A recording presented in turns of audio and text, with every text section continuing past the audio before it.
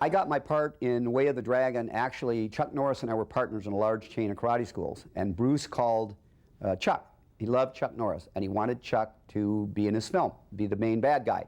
And so when he hung up, I said, "You're not going to Rome and Hong Kong without your partner." So I paid my way, flew over, got to Rome. Bruce says, "You're here. Okay, I'll put you in the movie." And so that was really how I got my part. The way I was first introduced in Way of the Dragon, a.k.a. Return of the Dragon, was as Chuck Norris's student, which in real life I am. Chuck Norris is one of my instructors, my main instructor. And so I was the main bad guy until Chuck got there. And then Chuck was my senior. So I had to be subservient to Chuck and yet still do what I was required to do. And basically, it was the Guilo, or the foreign devil, the non-Chinese, against the good guy Chinese. So it was the bad Guilo, and so my character was that I was not a nice person and that I was there to take advantage of the innocent, sweet Chinese. And so that's what we try to get across. Please, no, please. Stop!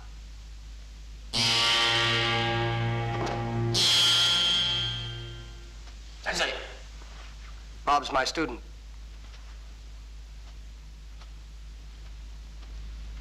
We were wearing uniforms, of course Bruce wearing his Chinese uniform and Chuck and I wearing our karate gis, and again it was Bruce's intent, because he was great about emotional content, to illustrate the difference between Chinese and the Guilo, or the foreign devils, that we were portraying.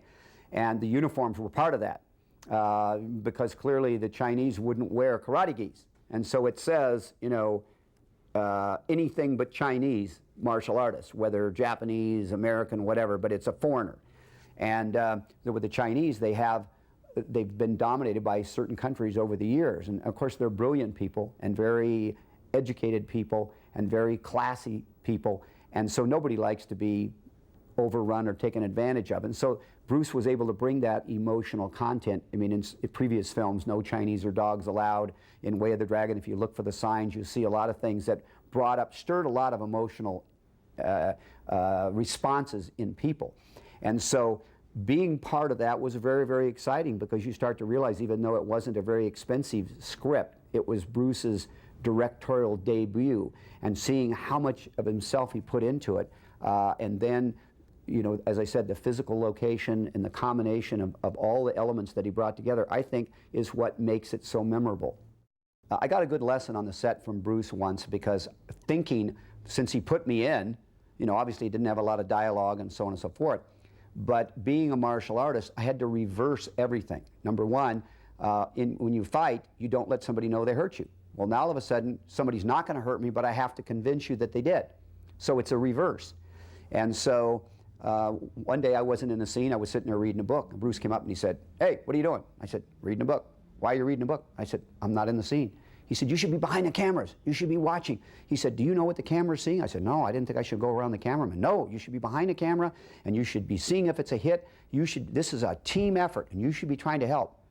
I never sat down again. So what did I do to prepare for the role? I picked up boxes. I helped the cameraman. I did anything it took to help the movie be better. For example, Bruce wanted to shoot it in the Coliseum. Couldn't get in the Coliseum. My wife's Sicilian. I picked up the phone, called a few relatives, and all of a sudden a little bit of money changed hands, and we were able to get into the Coliseum, which had been closed for health reasons. People, they thought it was too dangerous. So it was the first film shot in there in years. And so I prepared for it by working my butt off and watching Bruce, and anything he said, I tried to get really good at it. As a specific example, he taught Chuck and I how to take a hit, and he used to break the string line.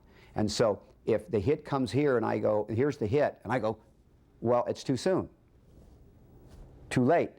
So you have to do it right at the string line, right? And your neck has to be relaxed, and your knees have to be relaxed. You have to sell it.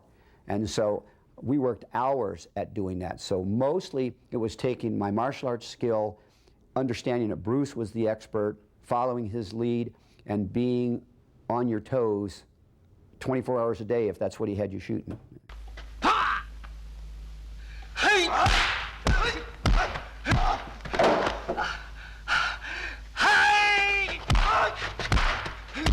my experience with my character and Bruce Lee, yes, when we came back from Rome, most of my fight scenes were shot on the Kowloon side. Some of Chuck Norris's, but virtually all of mine. And it was very difficult because obviously, again, we had to put in long days. We drove quite a ways from the hotel we stayed at to get out there because it was right on the border of Canton province. You could actually see Canton from where we shot it. So number one, Bruce Lee and I both wore contacts.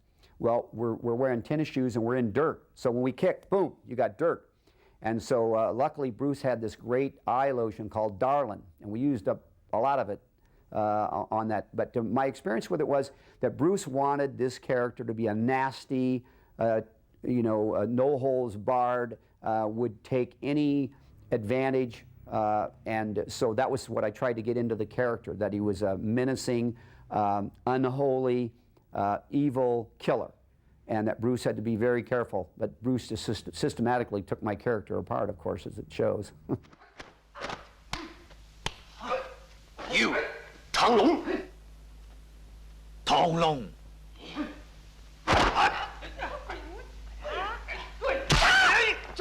Bruce Lee loved contact, and one of the reasons we developed I had known Bruce for 8 years by the time I did Way of the Dragon, so I knew him pretty well. We had trained a lot together. Bruce knew I was a professional fighter. He knew I was famous for taking hits, and he said to me, "Bob, I want to hit you, and I want to hit you hard." And I said, "Go for it, great, terrific." And so we both agreed, and it was Bruce's vision, but we both agreed that making contact didn't leave any doubt about what your reaction was going to be. Because when you get hit for real, there's no fake reaction. And so while Bruce didn't hit you in the nose and break your teeth, but he sure hit you in the side of the head and certainly popped me in the body pretty darn hard. But it made it easier in a way if you could take the pain, but because people see it shot, they see it on screen one time. But you may shoot that scene 8, 9, 10 times. And so you're taking 8, 9, 10 hits, and sometimes 12 or 15, because Bruce was a perfectionist. He wanted it just right. And so there's so many elements in the timing of a fight scene. But I liked it, and Bruce liked it, and I knew I was there to make him look as good as possible, and it was fun. It's like, painting with Picasso, because Bruce was a genius. And so getting to just be around the master of what he did was exciting, and it created your energy and got your everything going, so that you gave a better performance just because of the experience of being around somebody like him.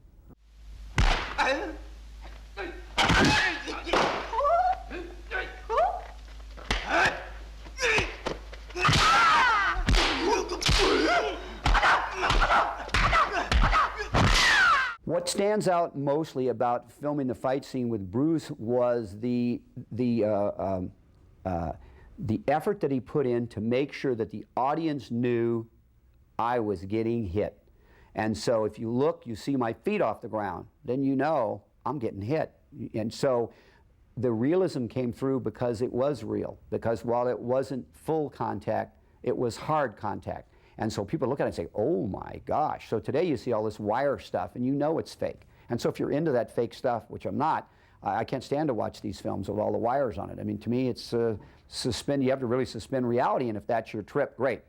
But Bruce's films have stood the test of time. Here we're nearing the 30th anniversary of his unfortunate death, and yet he's still the master. Why? Oh, imagine what Bruce would have done had he lived over the next 30 years, because he was always ahead of everybody. My fight scenes with Bruce, again, Bruce always had everything worked out in his mind, and also had his little booklet of stickmen, and he created his character, so he knew scene by scene what he wanted to shoot and how he wanted to shoot it. So he told me how he wanted the character to react. Then basically we'd walk through the techniques that he wanted to achieve, and then the techniques that he wanted me to do. And so I would say that we worked on that. My fight scenes took up a good 2 weeks, and actually were very difficult, probably the most difficult in the movie, because Bruce finished all of Chuck Norris's scenes first. So Chuck left to come back. While Chuck was there, then I was there to watch the two of them and say, hit, good, no, reshoot that, you missed over here, whatever. Well, once Chuck was gone, Bruce was the only person that spoke English and Cantonese on that set. And so little things like I wanted cold water. And all day long I'm saying cold water, and I'm being brought warm Coke. Well, I don't care a lot for Coke and you know, when it's cold. I mean, I can drink it, but it's got to be cold. I can't drink it warm. So let me tell you, after 18 hours, we got into that van to go home. I said, Bruce, how do you say cold water, please? He said, oh, tung soi ngoy. So I learned how to say tung soi ngoy real fast.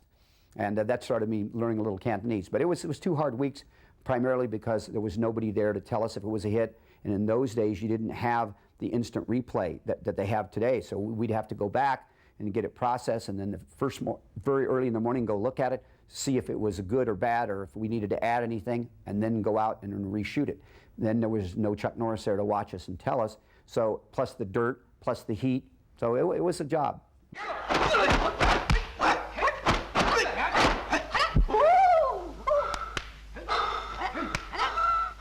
Bruce demanded that everybody understand that on his movie set it was a team effort. But he also made it difficult in the sense that Bruce had a strong opinion about what he wanted on screen, and understand that he'd lived with it for months in his mind. So you get there and you're a white belt to his black belt when you start. But as we got into it, and fortunately for me, most of my fight scenes were shot at the end of the movie. I was there 3 months, all told, from beginning of end. And so by the time I got in 6 weeks and 8 weeks, I'd started getting a sense of what it was he wanted. So I was constantly telling him what I thought, 99% of which he didn't take. But at the end of the movie, he did something really phenomenal, because as I mentioned, he used to give us this Darlin eye lotion. It was kind of a mentholated eye lotion that we could soothe our eyes from all the dirt. And so the day I was going to leave, Bruce said, you know, I really feel bad, but you know, I'm doing everything, star, director, stunt coordinator, everything, editor, and so I can't take you to the airport. So I really feel bad. He says, but you've done a great job, thank you, you know, goodbye. So I got up early the next morning, they had a car pick me up, took me to the airport. I checked in, I'm sitting there, and all of a sudden, huge crowd. I mean, like Elvis was coming. And I look up, and it's Bruce. I mean, he was just like the Pied Piper. I mean, just hundreds and hundreds of people around him, and he comes walking up, and he says, just kidding, here, and he hands me a case of Darlin eye lotion. Gave me a big hug. So that was Bruce. Bruce was just so loving and kind and brilliant, and was always needling you, and it's like saying, I really can't come. Well, I believed him. I saw how hard he worked. I knew where he needed to be, and yet he took the time to come to see me off and to bring me the Darlin eye lotion. My experience in Italy was fabulous. I have to say that Chuck Norris and I had a great, great time, thanks to Bruce. Because Bruce, I've always told people that Bruce was a phenomenal martial artist. The world knows that. But if he had no martial arts skills, Bruce was a guy you'd love to hang with. He was fun, he was funny, he was bright. And I think the fact that his mother was Eurasian, you know, she was part German, so Bruce was 1/8 German, 7/8 Chinese. I think it gave him an insight into bridging the gap. So he was a lot of fun to be around, because he was my first close Chinese friend, my first close Asian friend. And so he was so bright and so funny and so much fun to be around that he made that experience in Rome be great. And of course, added to it that it was my first film, Chuck's second. I'm going, hello, Mom, I'm in a movie. This is pretty exciting, heady stuff. And so you're filming at all these beautiful locations, and you're with somebody that you love and respect, and you're getting to be part of something that you think is going to be outstanding. So it was a lot of fun.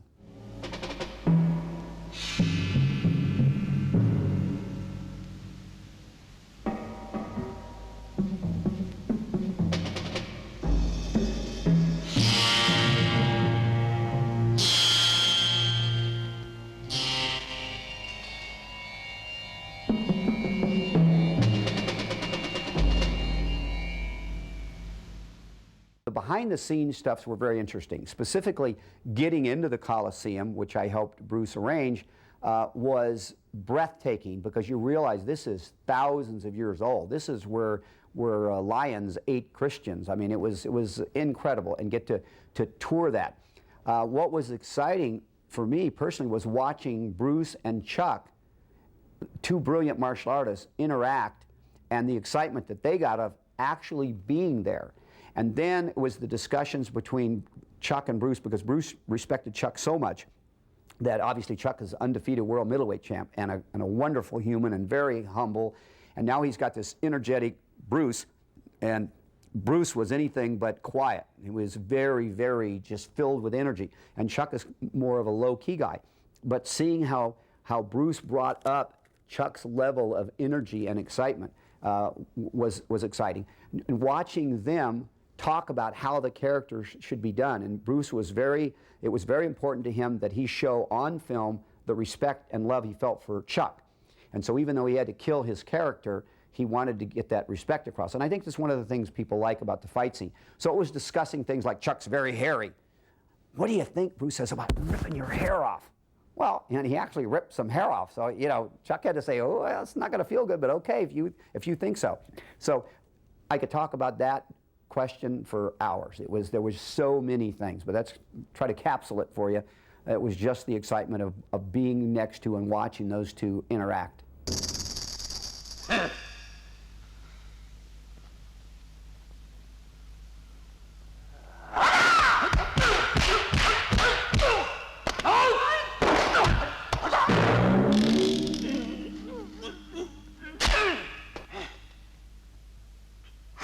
I personally think it's one of the great fight scenes of all time, and for a lot of different reasons. I'm not for The Wire, and so I believe Chuck Norris and Bruce Lee's fight scene in Way of the Dragon was a classic for a variety of reasons. Number one, Bruce starts off losing, and he has to adjust to the apparently superior power of Chuck Norris, and he has to adjust his timing, and then shows the audience that by adjusting, that he could, even though he was a smaller opponent, beat a larger, stronger opponent by using angles and movement. Secondly, then, I think the way he did the fight scene, they both showed each other respect, but they were warriors, and they were there to fight each other, one of them to the death. And so the way Bruce communicated it, I also think the athleticism that they both showed in the flexibility scenes, and Bruce, you know, showing his amazing physique and the way he stretched his he created almost a cat-like appearance. And so there were so many things about it that were unique, ending with, obviously, with him ripping hair off of Chuck's hairy chest, and then ultimately when Chuck's character is killed, laying the black belt on him. Well, I thought it added a lot of emotional content, something that Bruce was a genius about. If you think about the time of it, it was filmed in 1972. And in 1972, there had never been a martial arts film where they went on location. So it's filmed in Rome, pretty dramatic, magnificently gorgeous city. So you've got just the location alone. And then put in that it's filmed in the Coliseum, which people had never seen. And this is the ultimate site for warriors. If you're a warrior, and these two were warriors, think about the drama. So it was dramatic in that its setting. Then you add two of the great martial artists of all time together, and the curiosity of how they would do this and who would win and so on and so forth. I think it made it very, very exciting and very, very interesting. A Bruce Lee film was a Bruce Lee film, and he really took charge of it. He had a vision. I mean, even down to the fight scenes, he did little stickmans, and he walked everybody through it. And so, yes, he wanted you to make your contribution, and yet 99% of what you said, he listened to it but didn't do it. But yet he wanted you always to be suggesting things to him. But Bruce has had his own way of wanting you to suggest things. For example, when we first left Rome and we got to Hong Kong, now all of a sudden we're on a set. And so the fight scene was Chuck Norris and Bruce. And in the beginning of the fight scene, Chuck is winning. And Bruce has got his hands down, just taking the hits, you know, and I go, right after the scene, I said, hey, Bruce, I said, you ought to put your hands up and block some of those, because even a beginner, slap him in the head, he's going to put his hand up after that, right? And he says, have you starred in films that have made millions of dollars? And I go, who are you talking to? Because I'm his friend, right? He got up real close to me, and he, real quietly, he said, inscrutable Chinese must not be embarrassed in front of other inscrutable Chinese. And he said, so what he was really telling me was, if you got a suggestion or correction, tell me privately. Don't tell me in front of people. Well, years later, I realized that's absolutely correct. If my boss chews me out in front of a bunch of people, I'm embarrassed. And so he was the Bruce Lee guy, but a Bruce Lee film was a Bruce Lee film.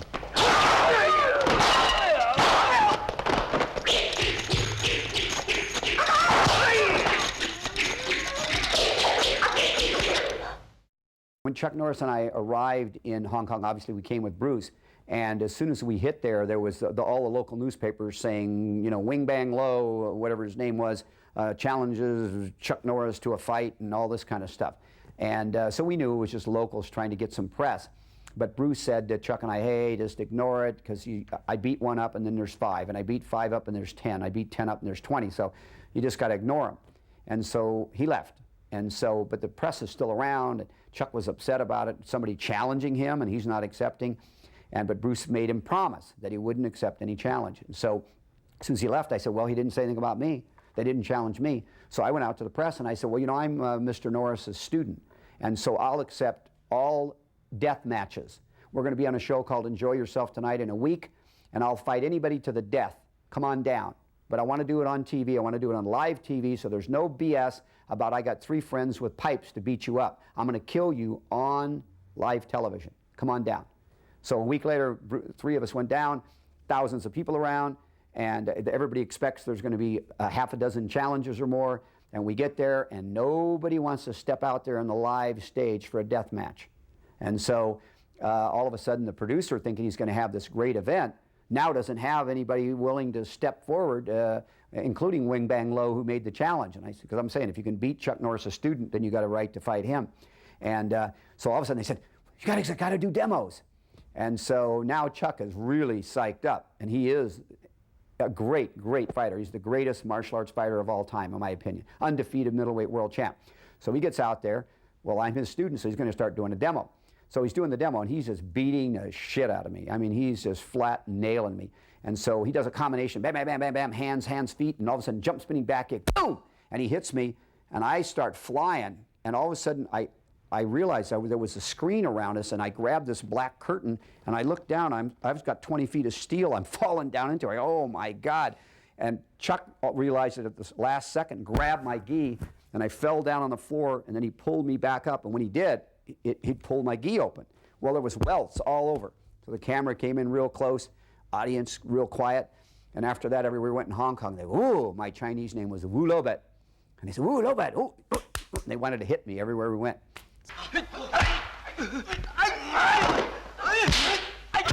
Were there any fight scenes or any other action scenes? Yes, that didn't hit the theaters. There's always things, because number one, you've got a time limit. So Bruce knew whatever his time limit of that film was, and so I am sure there was a lot of good stuff that didn't make it into the film.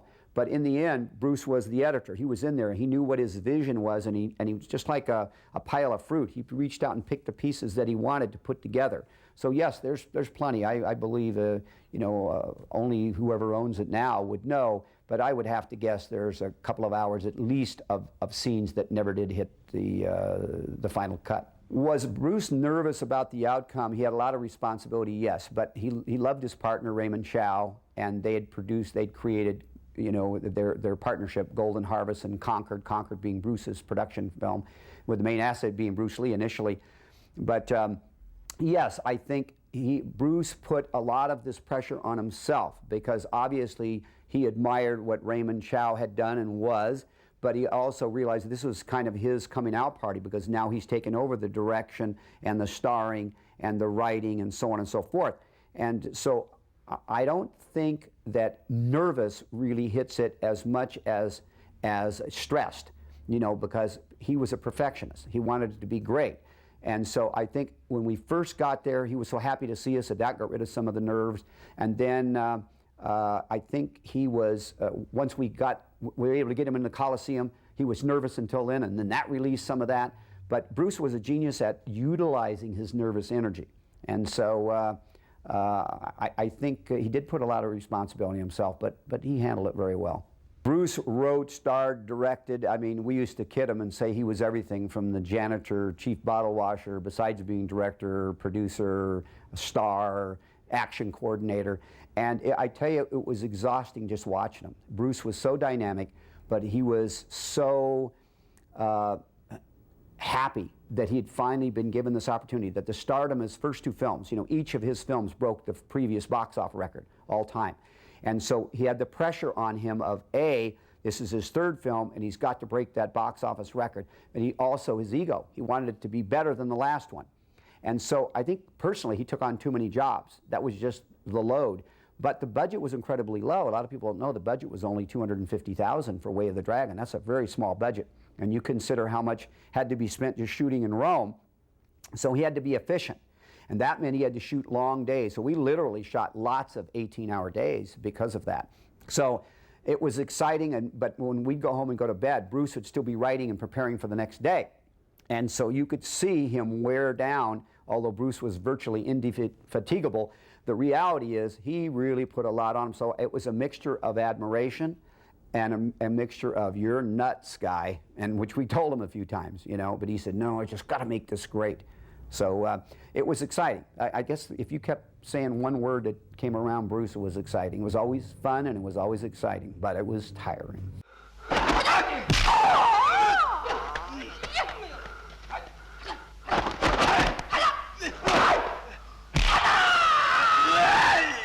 I was very impressed with Bruce because Bruce, first of all, Bruce was a genius, and he was a genius on a lot of levels. Mostly the world knows him as a martial arts genius. But he had 20 films he made from the time he was 5 until he was 18. So, and his father was a brilliant comedic actor. So he was around the business, and he really knew the business. He knew camera angles and so on. And so what I liked about it was Bruce's 3rd film as an adult, but it was his first and only comedy. And I liked the part that it showed that humility that Bruce had. Bruce was known as a cocky guy, which he was, but he was also a very humble guy mixed in with his cockiness. His cockiness was more to tease you, to get reactions out of you. But I thought it was a great portrayal.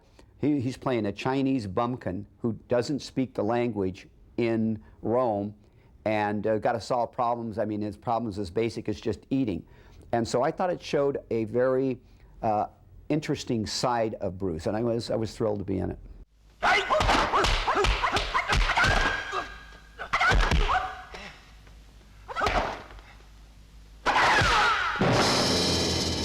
My impressions of Bruce Lee as an actor, writer, director, producer, it was amazement. But Bruce, it showed me how knowledgeable he was and how intimately involved he was. He was also the editor. I mean, he lived in that editing booth. And Bruce was a genius. First of all, he was the first one that I ever knew of to shoot master. And he'd shoot a master, and then he'd always have 3 cameras, low, medium, high, and he'd shoot different angles. And he shot lots of coverage on everything.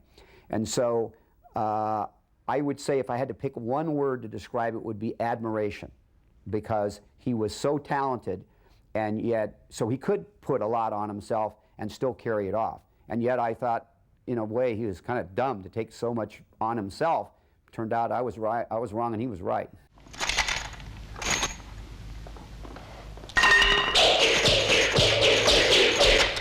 Well, to all the fans that Bruce Lee has worldwide, and I think his fan base is probably bigger than it's ever been as younger generations begin discovering him, and obviously there's that emotional feeling that, gee, I wish I'd known him. I've had so many people say, oh, you're so lucky you got to know Bruce Lee, and they're right.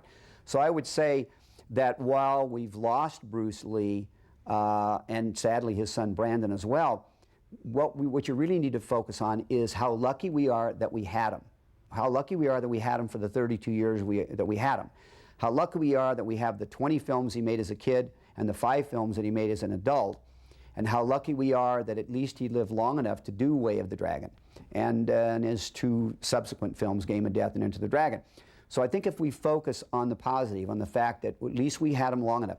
Did he get to fulfill his genius? No. Did he die too young? Yes. But I would say that I personally am honored and thrilled and happy and I'm blessed that I got to be in 3 Bruce Lee films and that he was my friend. So I think they have to focus on what they have, and what they have is projects just like this, where there's still a lot of people out there that love Bruce enough that they'll go to the expense and the trouble and the time to produce epics like this that give maybe a little more insight and eliminate a lot of the BS that was created by films like Dragon, which I personally don't think really did Bruce any justice. It wasn't accurate, but at least focus on the positive, the fact that we had him and that he did do what he did do.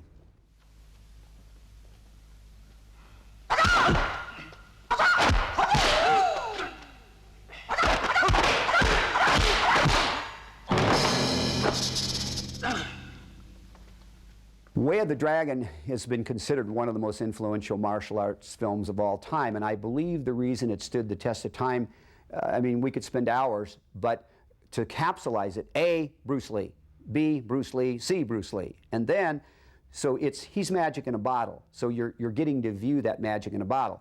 Bruce was a martial arts genius. Bruce was a filmatic genius. He knew better than anybody, in my opinion, how to capture the best he had to offer on film. He was a master at capturing emotional content. He knew what would piss people off and what would make people cry and what make people laugh. And so it's not just a physical thing with him. Bruce was like a panther, like a cat, like a magnificent animal, that he had this dynamism, and yet he married that to the Nureyev kind of balletic moves that others before and since have never really been quite able to capture. And so all of those things brought together. Bruce was, like I said, such a fun guy to hang with, and that comes across on screen. You say, boy, I'd like to know that guy. And I think that it also, because that, in my opinion, that film is what really made Bruce Lee an international star, and he was the first Asian man to become a leading man. Women looked at him and said, what a great looking man. It didn't enter their mind that he was Chinese or Jewish or Italian or Irish. It entered your mind that he was a brilliant, great looking, appealing, charming man with the devil in him. I mean, he was a confident, cocky, loving, lovable, kind, dynamic human. And so I think how could it fail? How could it not be? And then Bruce's genius about putting the whole thing together. He had a great partner who gave him hands free, so it really became a stamp.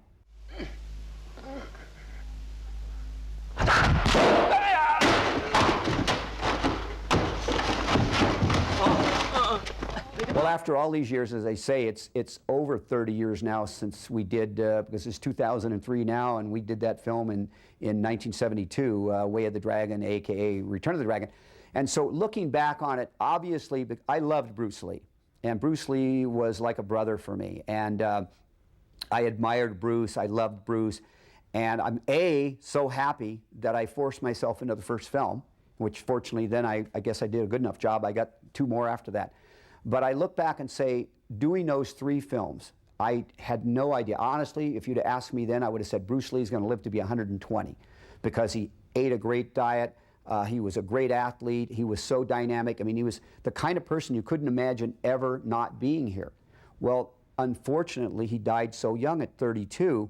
He was taken so quickly, so that it's a tragic loss. And I'm sure the world believes that. His fans understand. They miss him and so forth. But as a friend, I miss him a lot. So when I look back, I say, thank God I did those 3 films, because now it's part of history, and it captured his magic. And so just to be part of Bruce Lee's magic is a very exciting thing.